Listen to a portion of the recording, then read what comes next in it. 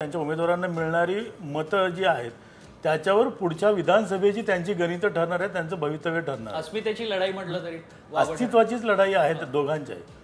त्यातही एकनाथ शिंदे, मुख्यमंत्री एकनाथ शिंदे यांनी या निवडणुकीमध्ये आपल्याकडे बऱ्यापैकी जास्त जागा मिळवण्यात त्यांना यश मिळालं। म्हणजे त्यांची जी कन्व्हिन्सिंग पॉवर जी आहे किंवा त्यांनी जे कन्व्हिन्स केलं भाजपच्या शीर्षस्थ नेतृत्वाला ते वाखाणण्यासारखं आहे आणि त्यामुळे त्यांना त्या जास्त जागा मिळालेल्या आहेत। आता त्यांच्यापुढे चॅलेंज आहे की त्या जागा टिकवणं, त्या जेवढ्या प्रमाणात टिकवतील तेवढं त्यांचं राजकीय भवितव्य त्याच्यावर पुढे अवलंबून राहणार आहे आणि हे आपल्याला आता ह्या निवडणुकीत दिसून येईल। अगदी आपण याच अनुषंगाने आता चर्चा करतो की पुढचं राजकारण नेमकं कसं असेल, पण या सगळ्यामध्ये फडणवीस हे कुठल्या फ्रेममध्ये नक्की असतील विजय सर साधारणतः?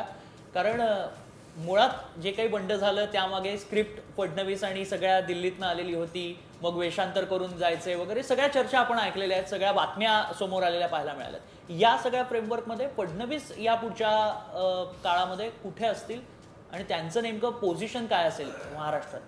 मला असं वाटतं की जर केंद्रात भारतीय जनता पक्षाच्या नेतृत्वाखालचं सरकार आलं तर फडणवीस हे महाराष्ट्रात असणार नाहीत। त्याचं कारण असतं की जर आपण भारतीय जनता पक्षाची मोदी म्हणजे आत्ता जर भारतीय जनता पक्षाचं सरकार सत्तेत येणं याचा अर्थ पुन्हा मोदी शहा यांचेच भारतीय जनता पक्ष आणि एकूण देशाच्या राजकारणातलं वर्चस्व असणं। आणि अशा परिस्थितीत ज्या पद्धतीनं आपण बघितलं की म्हणजे फडणवीसांना महाराष्ट्रात प्रिय असणं, ते असतात पक्षशिस्त पक्ष